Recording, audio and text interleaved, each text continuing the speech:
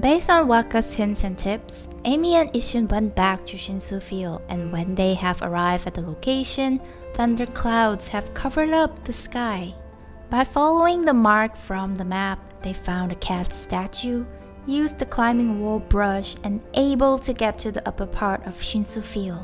With some exploration around the upper part, Amy and Isshin found a rather mysterious fort high up on Shinsu Field. With Amy's thunder brush, the fort is activated, turns around, and the door is open. Since this is the way that Amy and Isshin have to go forward, so they just get into the fort, run through the long tunnel, and finally arrive at the wintry cold place called Kamui. The extreme cold wind also made Isshin had to hide inside Amy's fur to keep himself warm while finding a warm cozy place in Kamui. Before checking the hut, enemies appear. Amy and Isshin fight back, able to get into the hut to have some fire and warm themselves up. While Amy and Isshin are warming up, an unknown person stands up, pulls out the sword, and seems like ready to fight. Of course, Amy startled, be highly alert to the stranger, and soon, the stranger instructs Amy comes out to have a fight.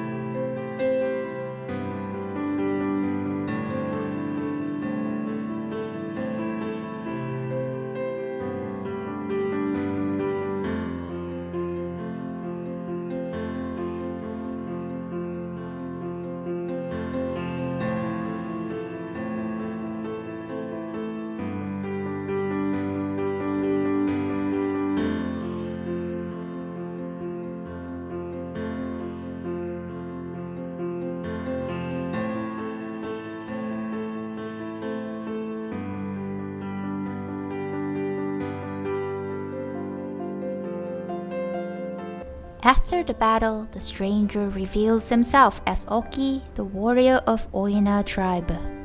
Then he started to talk about Amy is not from the tribe, able to see Amy isn't an ordinary wolf, and asked the name from Amy. At this moment, Isshin jump up to Oki's sword, tell Amy's full name is Amaterasu, why suddenly attack them, and how did he get the sword. Not by surprise, Oki able to recognize a Ponko, realize he is Isshin that hasn't been seen in ages, heard Isshin ran away from home because of tired of drawing, and asked why he came back to Kamui. In the same time, Oki also mentions that they are not like the legendary Shiranui and the pin-sized warrior, even though Amy and Isshin do look similar. Well, Isshin isn't going to let the sword topic slip away and asks Oki again about the sword. So Oki explains that he can wield the sword is because the monsters that are roaming around the cold Kamui made the Oina tribe hard to survive during the harsh winter, and it is the time where Oki can finally use the sword to vanquish the monsters. Other than that, Oki also talks about how Oina tribe managed to survive until today. It's because the sacred Ezofuji mountains have watch over them, but it has taken over by the dual enemies named Leku and Neku that has been imprisoned long ago at Ezofuji. One day, they have suddenly broke free, rampaging Kamui, made snowstorms worse, and turned Kamui into a lifeless land. By fleeing away from their attacks, many Oina tribe have been perished. Along the way, the dual enemies also searching for some valuables while wiping off the Oina tribe that caused Kamui turns into chaos. Because of these incidents, Oki decided to slay them off before Kamui covered in snowstorms. When Isshin asked about the other villagers, Oki told them they are still in the village base, trying to resist the snowstorms before the village turns into a frozen land. However, Isshin still worries about the sword, but Oki let out a hint that relates to the sword as a prophecy, stated the sword, Kutone, is not yet awakened until he slays more monsters in order to let the sword lights the way to fulfill the prophecy. So after the long conversation with Oki, Emi and Isshin continues the way to explore and saw Yoichi came to Kamui to practice shooting skill. Just as usual, Yoichi thinks his arrow is odd based from the previous events, so he just came here and hoped the arrow doesn't harm anyone. As usual, Yoichi threw an apple to Emi, continued to practice his arrow shooting skill. In the same time, the angle does give Emi and Isshin the hints where Emi can use Thunder Brush on Yoichi's arrow to crush the huge rock and reveals the guardian sapling. With the help from Emi and Isshin, Yoichi finally realizes his path, being thankful to them and starts his own journey while his apples are falling out again. Since the guardian sapling is ready to be bloomed, so Emi uses Bloom Brush and swept away the black mist around Kamui.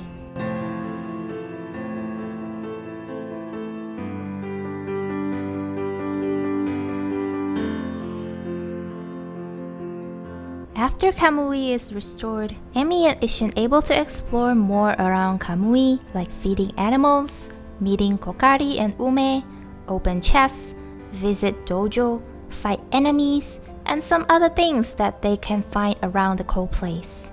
When Emi and Isshin went to the upper part of Kamui, the Webcare village, everything is in frozen solid, nobody can be seen. Even the villagers lock themselves up in their own home.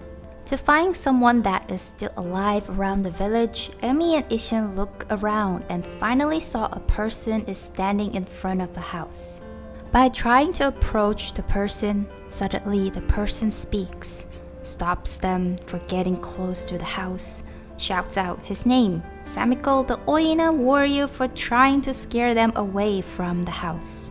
Of course, Isshin doesn't care how Samiko would react, asks Samiko why he is standing in the middle of the blizzard, but soon he managed to recognize Isshin and curious how Isshin would pair up with Emi.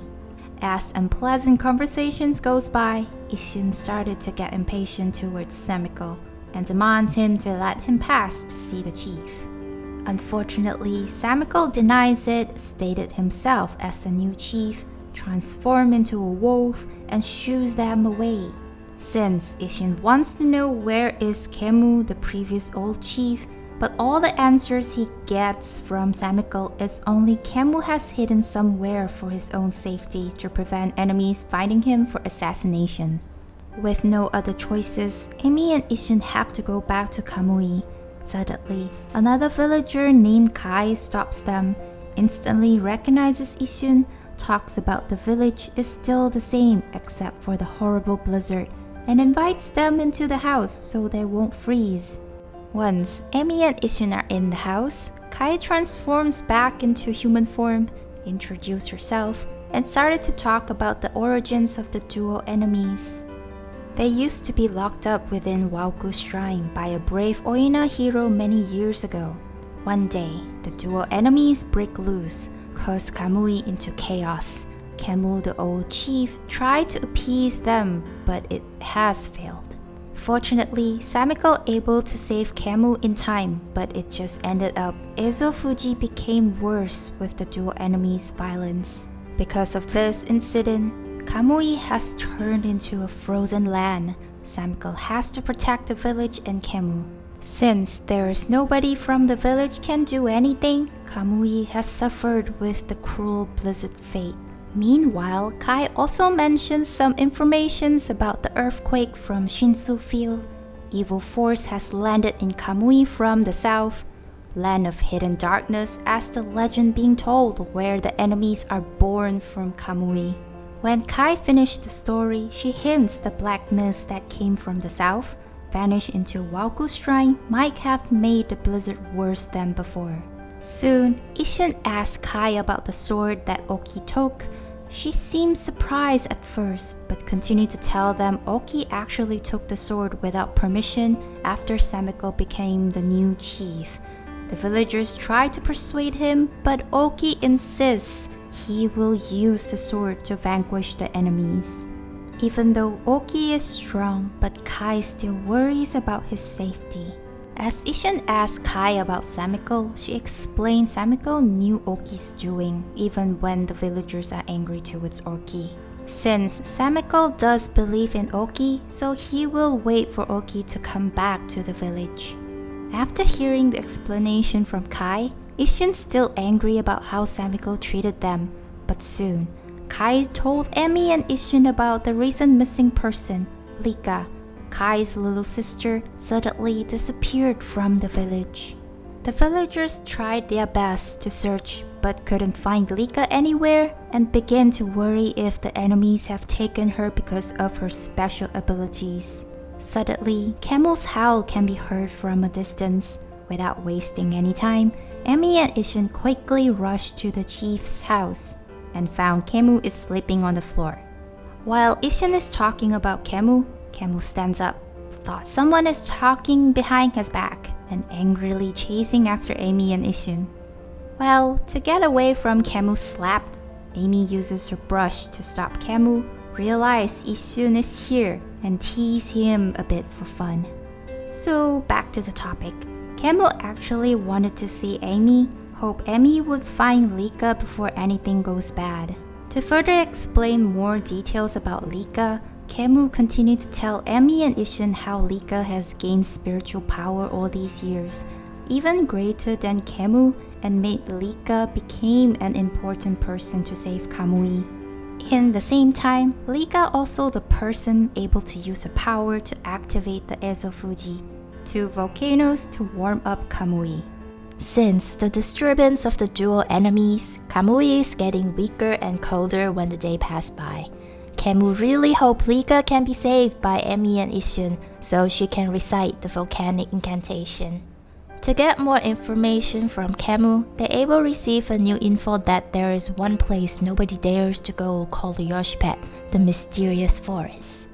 With Kemu's sharp nose, he managed to sense Lika is lingering somewhere around the forest, so he marked the map and hoped Emi can find Lika. However, Isshin wants to tell Kemu who Emi is, but instead, Kemu has mistaken Emi as Shiranui, gave a special pass for Emi by opening the gate, and let Emi and Isshin prepare their needs before heading to the forest. After the conversation with Kemu, Emi and Isshin went out from the chief's house and saw the gate is open. Out of curious, Emi and Isshin went to Ezo Fuji, found out there is an Oina shaman named Tuskel is staying in the small house. Just like Kemu, Tuskel thought Emi as Shiranui, saw Isshin is still alive and glad he is doing well after all this time. Unfortunately for the villagers in Kamui, they still have to survive throughout the harsh blizzard that is caused by the dual enemies.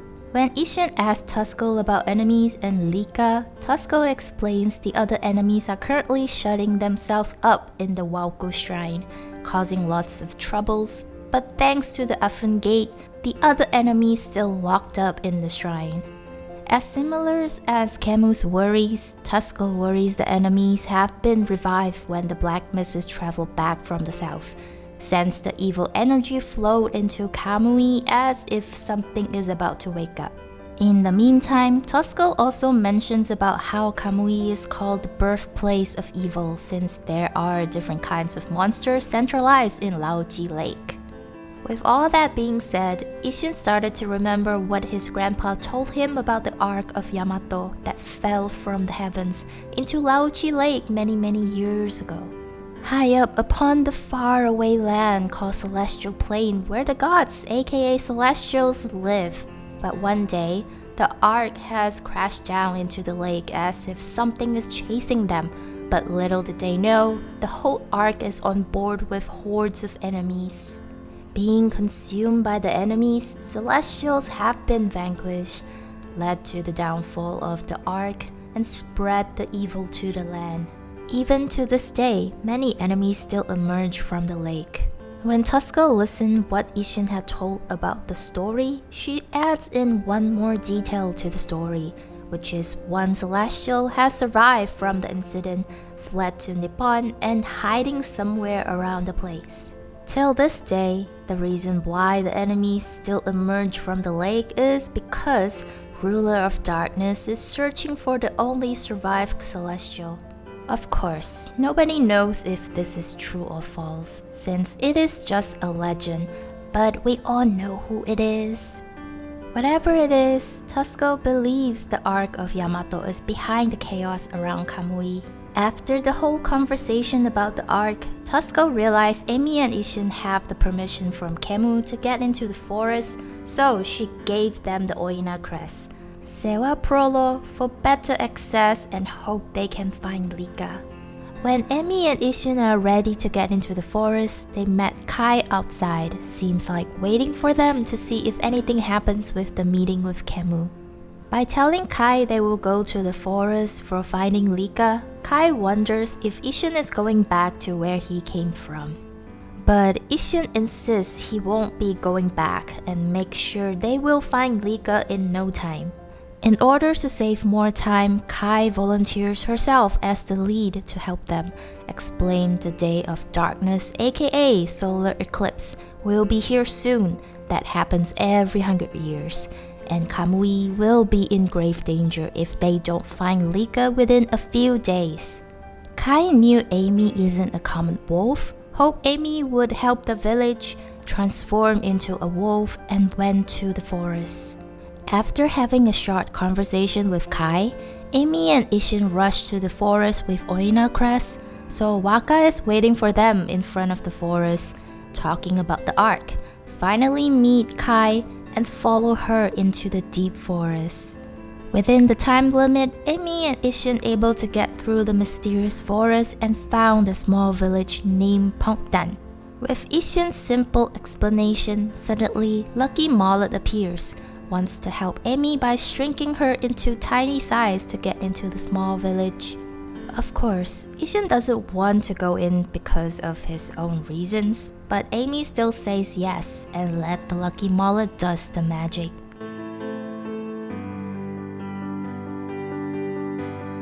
Once Amy has arrived inside the village, so she started to explore around the wonderful place, talk to different punkles around the village, got some hints about Lika and other bigger hints about the Spirit Gate as well.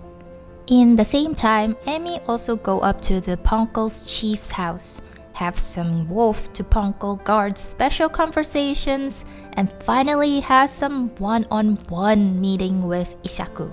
Obviously, Ishaku still remembers Amy and able to sense her presence even though Ishaku is in his old age.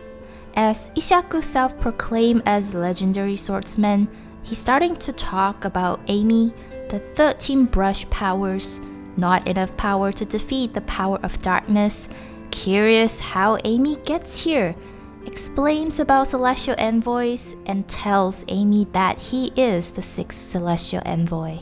Even though he is old now, he still managed to teach most of the Punkles to be a celestial envoy, encourage Amy to talk to other Punkles, and let Amy choose who can be the 7th celestial envoy.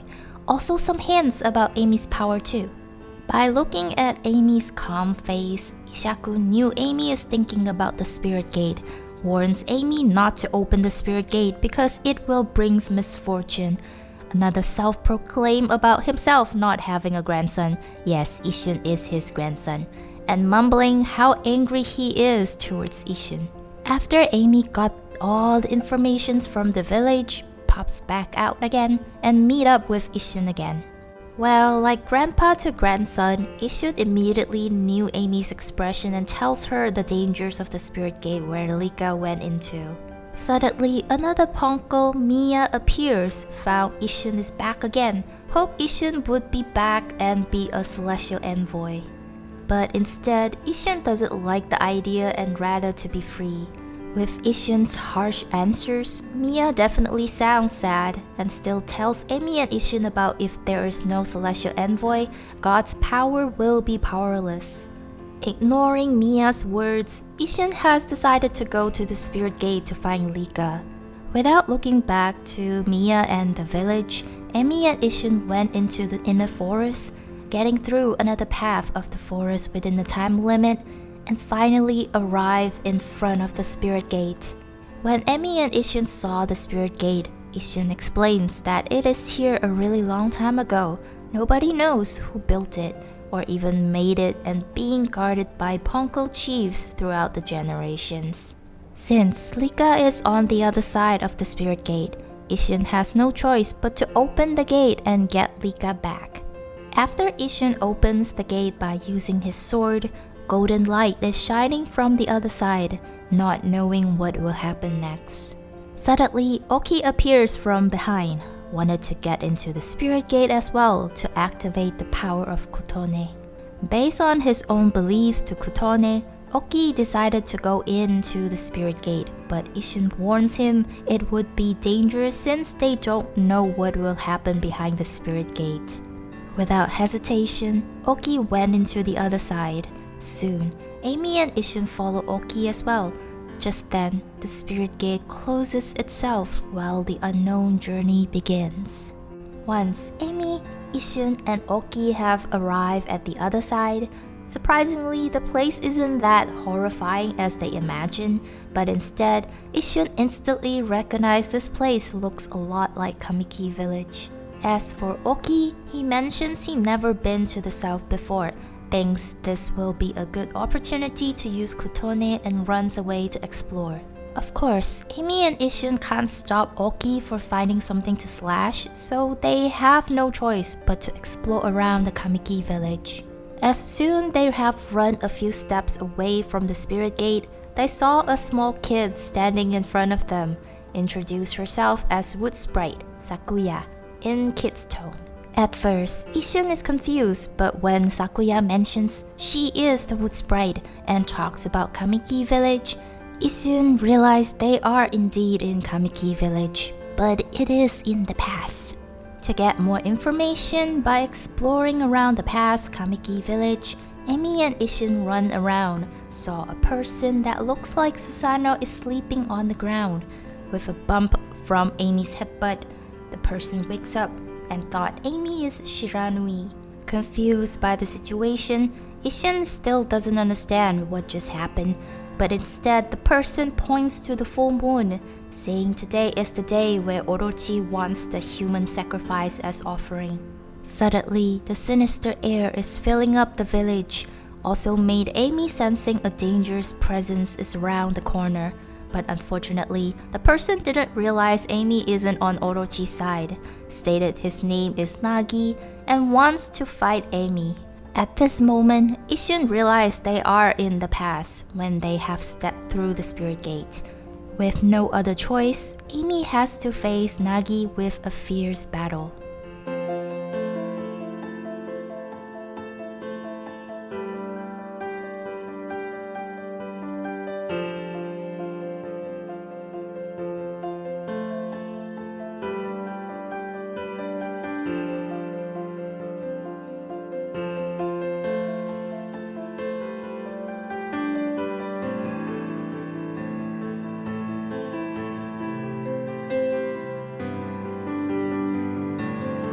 After the fight, Nagi became unconscious and lay on the ground with stars. Soon, Isshin started to think back the likeness of Nagi and Susanoo, the full moon above the night sky, realized they are indeed back to the past Kamiki village, and also think the villagers mistaken Shiranui as Orochi's familiar. But then, the non-presence of Shiranui also made Isshin worried about the past as well. Meanwhile, in front of Nagi's home, the villagers are seeking help, hope Nagi would help them. Unfortunately, Orochi's roar has echoed the village. 8 evil lights have formed into an arrow and shoot towards the maiden house as the next sacrifice. Just like Kushi, Nami believes Nagi will come to the rescue and runs back home to prepare for the sacrifice. Right now, Isshin thinks knocking out Nagi wasn't a good idea at all. Since Nagi is still unconscious, Amy and Isshin have no choice to follow the legend and might be changing the history as well. In order to not mess up with the history, Amy and Isshin went to find Nami, steal her white sacrificial robe, put it on to Nagi, put him on Amy's back, have a fight with oddly looking enemies, and quickly rush to the moon cave. Once Amy, Issun, and Nagi have arrived in front of the moon cave entrance, surprisingly there is no barrier, so Issun tells Amy to be careful, since in the past Amy did defeat Orochi but didn't survive the fight, even though she is powerful. However, Issun also curious about the past of Amy's reputation in Kamiki village and the reasons for not getting rid of Orochi in the first place. At this moment, Nagi has woke up from Amy's back. Being shaken off from Amy's back, Nagi realizes he is wearing Nami's clothes, but with Issun's hints for Nagi, he kind of embarrassed about it and start to shout his motto.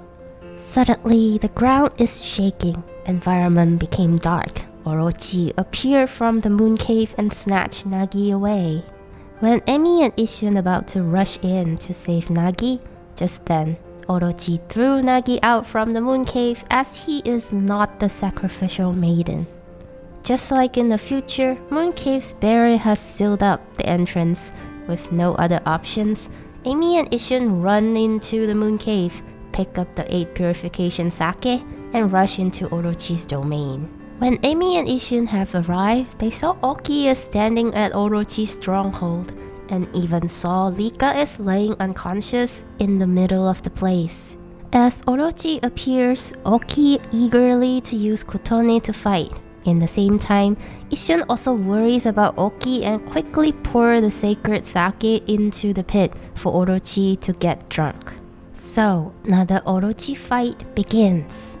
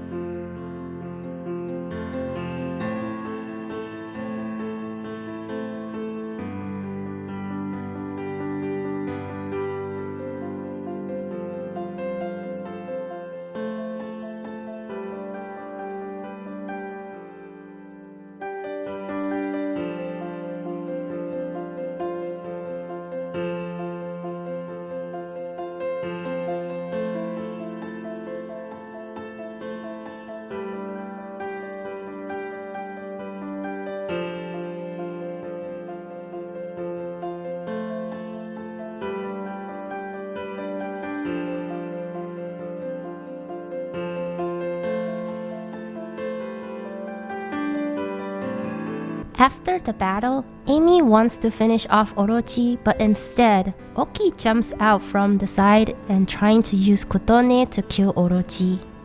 Unfortunately, it doesn't work, and Oki being swept away by Orochi.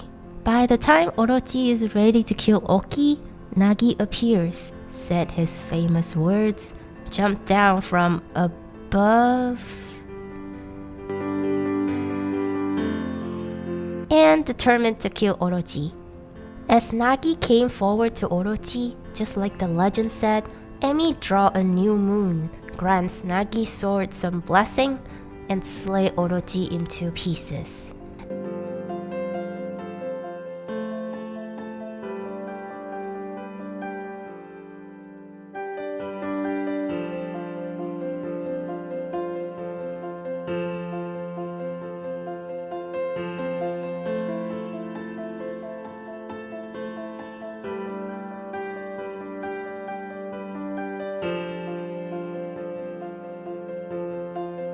After saving Rika from Orochi, Amy able to get another new weapon, Thunder Edge from Orochi.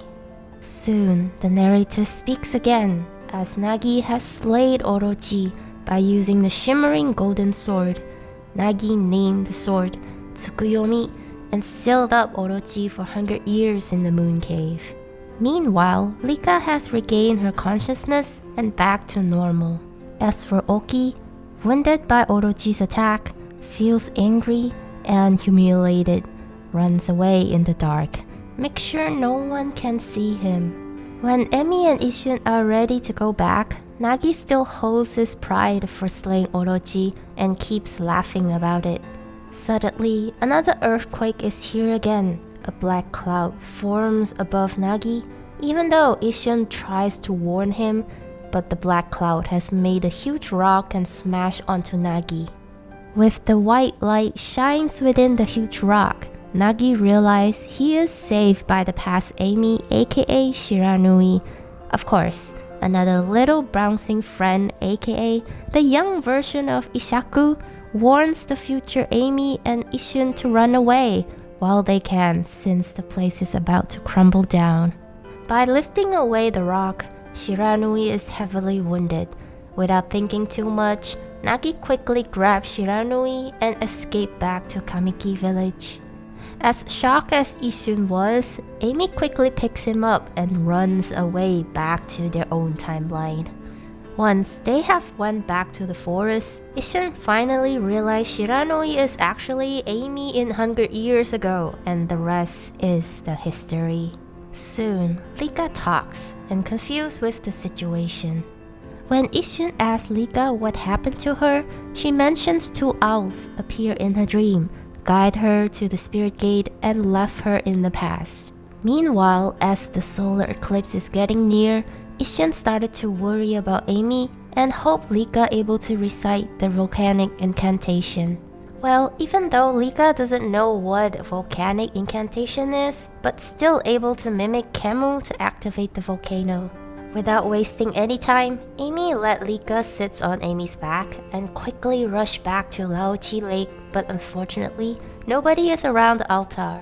To find the source of the blizzard, they quickly go up, found out everyone is gathering around the gate and trying to close it. When Isshin asks what happened to the gate, Tuskel explains Oki is the one who chopped off the lock and went into Wauku Shrine. In the same time, Kai also tells Isshin that Oki did this is because he wants to protect the village, previously act as a bait to lure the dual enemies away in order to save Camus and Samiko, even stole Kotone just to make sure he can use it as to save the village. With all that being said, Tuskel and Rika quickly rush to the altar and ready to prepare for the volcanic incantation. By the time Amy and Isshin are getting into Wauku Shrine, Isshin explains how the dual enemies came to life. Might be the connection with Yami, the ruler of the darkness. To find Oki and defeat the dual enemies, Amy and Isshin finally got into the cold Wauku Shrine to continue their journey. So, it is the time they are going into Source of the Blizzard. What will they find next? Can they make it before the blizzard take over Kamui? Stay tuned for the upcoming video. Thank you for watching and hope to see you all soon.